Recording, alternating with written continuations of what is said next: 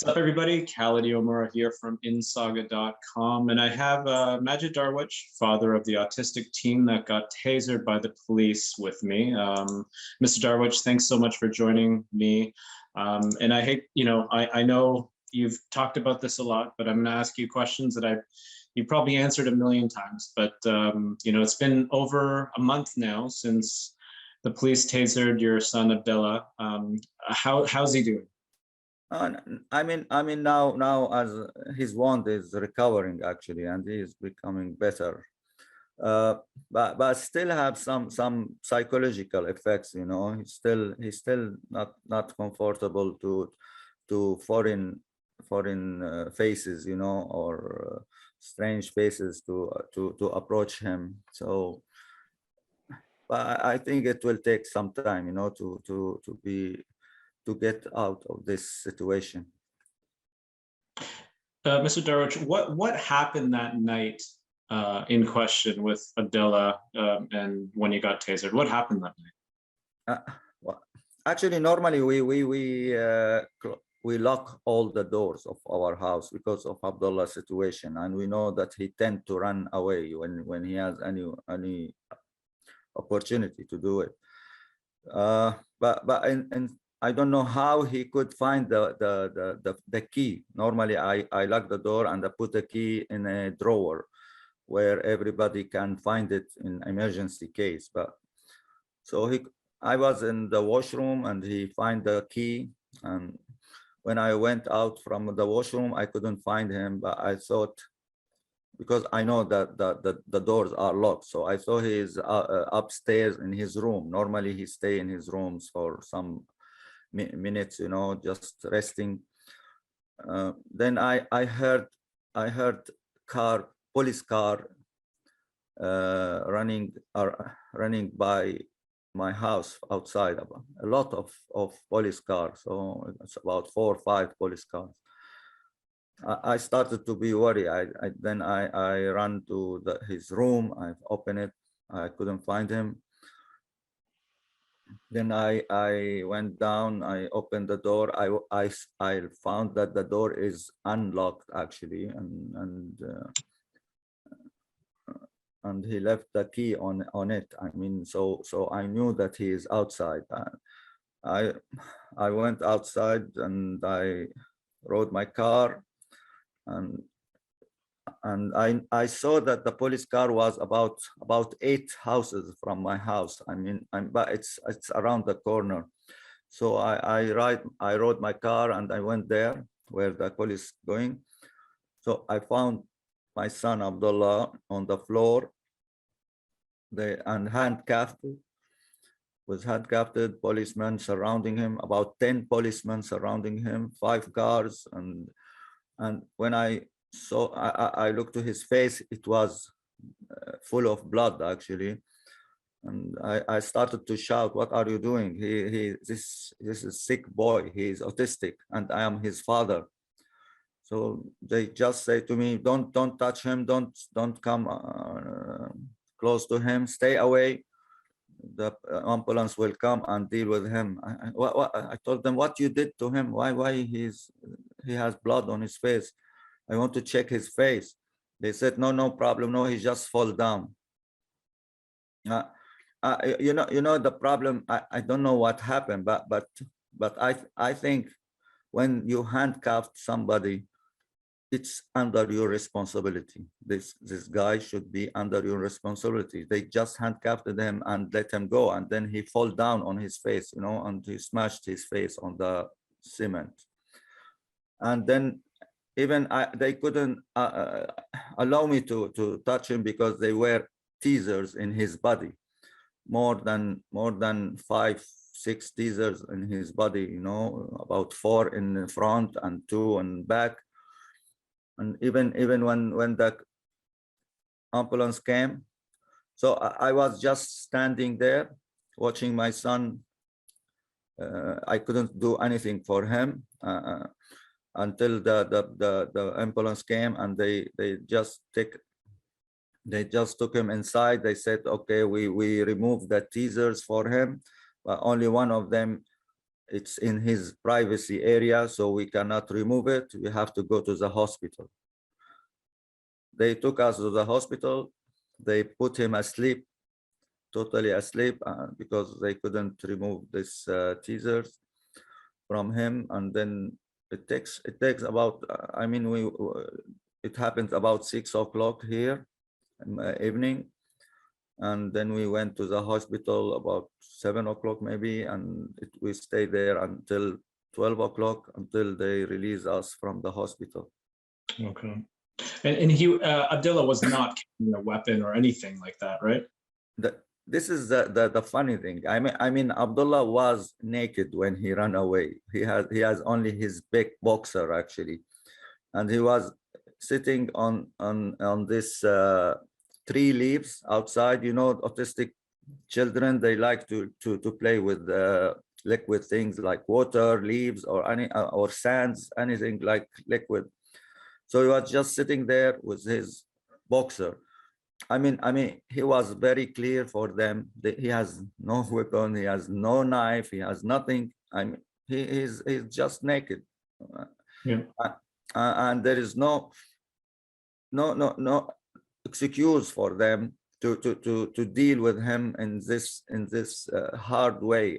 They have a lot of opportunity. They have a lot of options. I mean, the policeman, they can just catch him by their hand. He was surrounded with about 10 policemen, big policemen surrounding him.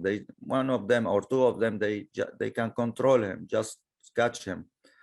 But I don't know why they always go to the hardest option they have, which is teasering him. Yeah. And can I ask, what do you think the cops should have done?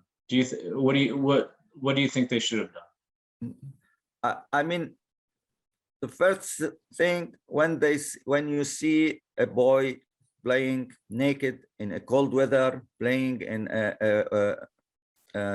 tree leaves, what will come to your mind first? That this boy has something in his mind. I mean, he is a sick boy. He is not normal boy. So they should call some specialized people. I know that there is some specialized people belong to the police department. They should call them. And even if this boy was not sick, I mean maybe they said, some of policemen said to me, we thought he is high or he's on drug. But even if he is on drug and he is naked, no weapons, nothing with him, you know, and his body, he's a small boy. I mean, small body. He's not very big body boy, you know. They just come to him and catch him. Yeah, they don't need to teaser him or to even to spray him or anything like that. Was he sprayed? Was he sprayed? No, I think that, you know, spray is lower option from teasering. They just go to the top one. I mean the only one above tasering is shooting him by gun, you know. Okay. And I understand that Abdullah is on the police vulnerable persons registry. Why can the police find him, and how do you think this can be improved? Actually, Abdullah is registered 2 years ago with the police registry actually, and I told them why you did that for him. You know him, you know his picture, you know how to deal with him. It's registered. And they said, if the call doesn't come from the same house, we will not know him. So, and even that, when I asked some people, some policemen who visited me next week, they visited me to see, I mean, they are from like crisis management? Management, yeah, from the police department. I told them why. They said maybe they were a problem because he is in the same area, and the system, I don't feel it's true that the call should comes from the same house. if my son about 4 or 5 houses far from my house, so he is still in the same area, and if they push the button on his system, it will show him what is registered in this area. It's not only in the same address. Okay. And if this is the case, this should be enhanced very much. I mean not always. Mainly that the call should comes from neighbors, not from the same house. True.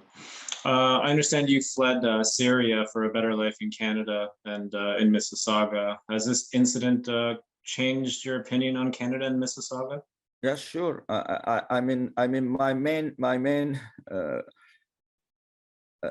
main issue when I came to Canada from Syria was safety for my family. So, I mean, the first question when they asked me in the embassy why you are going to immigrate to Canada, I told them I'm looking for a safe place for my family.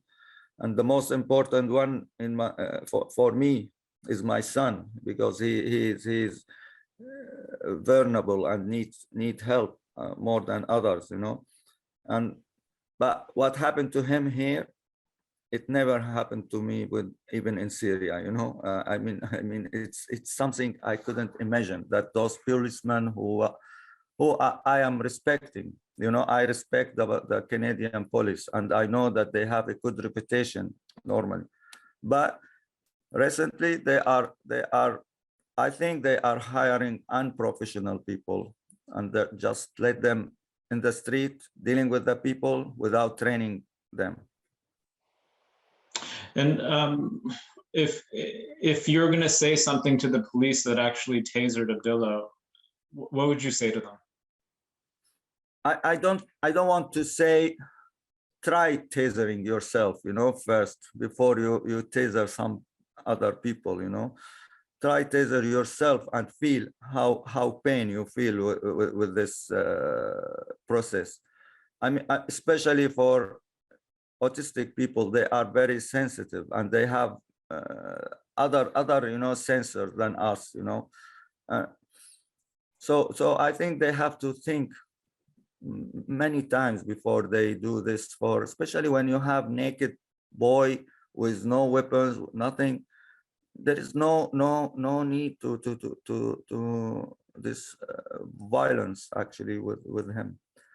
So I think my main issue with the police department, they should train their people. They should train the police officers to how to deal with the people when they have any doubt that this guy sick. They should know how to deal with him. I know we wrote an article on insaga.com. You talked to one of our journalists. You said that you decided to sue the police. Is that still going? Yeah, sure. Actually, I'm still on the process with my lawyer. Yeah. I mean, at the end, those who dealt with my son in this unfair way, they should be accountable. Actually, and they shouldn't just let it go. It's very horrible what happened to my son. Now it's more than a month, you know. You can't feel me. I'm just now relaxed. I mean, but if I go back 1 month ago, I couldn't speak. Most of the people, when they speak to me about him, I start crying, you know. It was horrible for me, for my family, for not only for him. And you know, the problem with this boy, I spent about 15 years now. I was trying to enhance him, a lot of therapies, a lot of learning, teaching. With this incident, they draw him back 10 years back, you know. They draw him with this incident. Now we have to restart again. A lot of I already called the Mississauga or no, Ontario Autism Association? No, it's something regarding emergency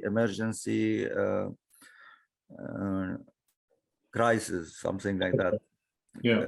In Mississauga, on Ontario. I mean, they have a website, and some of doctors,